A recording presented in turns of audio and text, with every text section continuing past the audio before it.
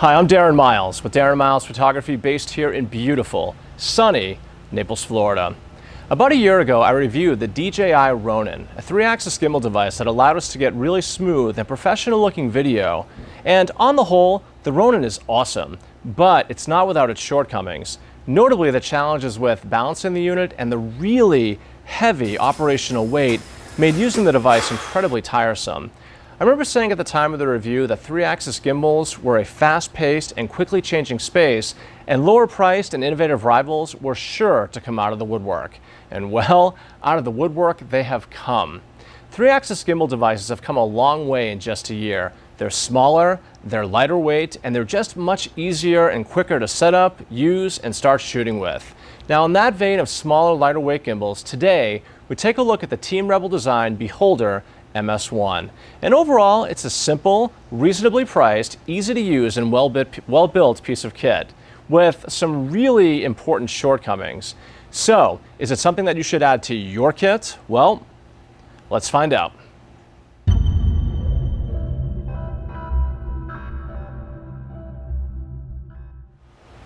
So before we get started, I need to offer up a brief disclaimer. I bring this point up every time I do a review that isn't a lens. And since this isn't a lens, we're going to be reviewing the MS-1 a little bit differently. We'll be scoring the MS-1 based on the following criteria: build quality, ease of setup, ease of operation, quality of the results, and lastly, value. So, with that out of the way, let's delve into the world of creative possibilities with the Team Rebel design Beholder MS-1. Alright, so first up is build quality. And for starters, it's made out of metal, or mostly out of metal. It's reasonably compact, and the grip is really grippy and tactile. It's also pretty thick, which might be a problem for somebody with smaller hands. Coming in at 778 grams, or roughly 1.7 pounds with the batteries, it's solid without being overbearing. The max payload is 850 grams, or 1.9 pounds, meaning the max operational weight is roughly 3.6 pounds, which, even with its lighter and smaller profile, can still wear you out over an extended period of time. Now, unlike the Ronin, one of the things that I really like is there aren't any exposed wires. Yes, there's some foam in the pathways indicating that the wires are accessible, they're just not exposed. The plate, where you rest the camera, has these rubberized resistance pads to help prevent the camera from sliding or moving during regular operation. There's also an included adapter that will allow us to expand the number of lens and camera combinations. Truthfully, there's really not a whole lot more to talk about, as overall it's solidly built, as it's mostly made out of metal, yet it's lightweight enough to use for extended periods of time. All in, it's really nice. So for build, the MS-1 gets a 9.5 out of 10.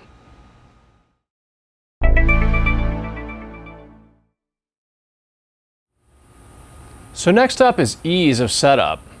Compared to the DJI Ronin, there's really not that much to set up at all. In fact, it's very simple, as there's really only two places you can adjust, and they're both on the base plate here that attaches to the camera.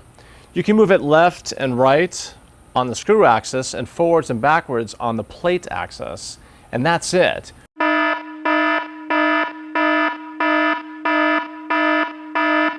OwlDolly now also includes an adapter that will allow you to expand the balancing capabilities, as the adapter plate allows us to move beyond the hard stops of the motor and the screw axis plate, meaning the MS-1 will allow for more camera and lens combinations to be mounted effectively.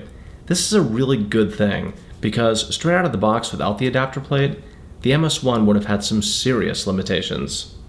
Once it's balanced, you literally turn it on and you're ready to go. Now keep in mind, we're dealing with a weight limit of 850 grams, or just under 2 pounds. So if you really want to go wide angle, which frankly is the bulk of the shooting that I do, then there aren't a lot of choices with regard to camera and lens combinations for use with this gimbal. However, I've had pretty good luck with the GH4 and the Panasonic 7-14mm f4, which come in at 860 grams, which is just barely exceeding the weight limit of the MS-1, but truthfully I haven't had any issues. Overall, it's really simple to set up, as once it's balanced, it's ready to go. It's also important to point out that OwlDolly is specifically targeting Blackmagic Pocket Cinema Camera users, as that camera is really small and just about any micro four thirds lens will work in concert with the Pocket Cinema Camera and the MS-1. I don't have a pocket cinema camera, but I was able to successfully use the device with the GH4, an A7, and Olympus OM-D bodies. Now, there's a few downsides. Specifically, not only are we dealing with a weight limitation, but we're also dealing with a size and balance limitation too. I'd like to adapt a wide-angle lens, for example, to my A7S, but I can't seem to get it balanced because the arm has a hard stop against the motor here. But weight-wise, I'm actually fine. So I'm wondering if on the version 2.0, if they ever come out with one, if there'll be a weight limit increase and maybe some more flexibility to the design to accommodate more lens and camera combinations. So the bottom line is, so long as you have a camera and lens combination that fit and are within the operational window for weight, then setup for the 3-axis gimbal device just doesn't get any easier than it does with the MS-1. So for ease of setup, the MS-1 gets another 9.5 out of 10.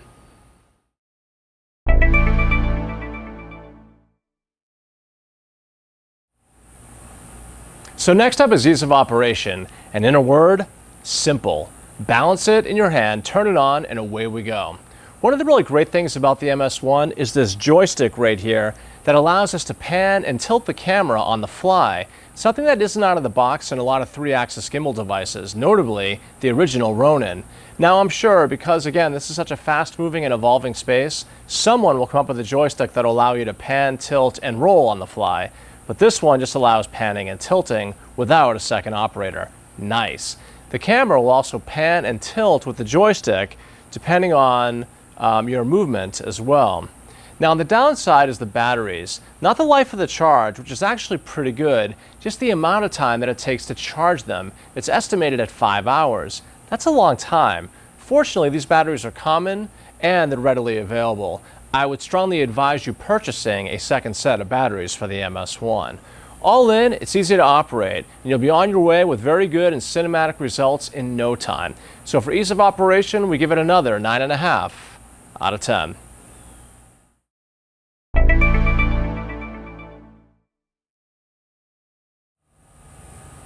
So next up is the quality of the results. As 3-axis gimbal devices have become more commonplace, we may sometimes forget just how great camera movement can be with one of these things, especially when compared to hand-holding.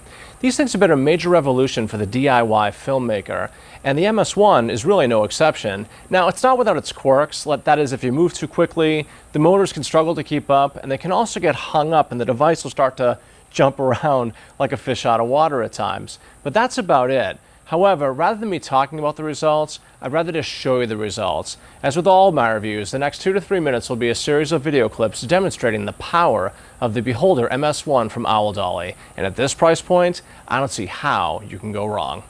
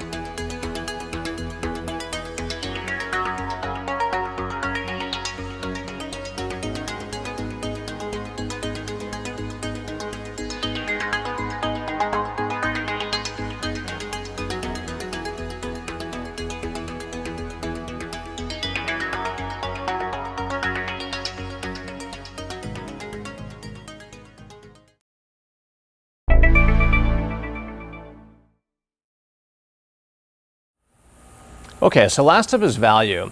And at only $499, the MS-1 proves just how quickly this space has advanced over the last couple of years, both in terms of gimbal capability and their relative price points. Again, the MS-1 is not without its shortcomings, as its design can be limiting as to what camera and lens combinations you can utilize with it. But if you happen to have a camera and lens combination that works with the MS-1, and there's a list of those cameras available on OwlDolly's website, then I think you're going to be pleased with the results that you can achieve, especially at this price level. However, if you don't have a compatible camera and lens combination, then the MS-1 is probably not your best option out there, and you may want to look elsewhere. As such, for value, we gave the MS-1 an 8.5 out of 10.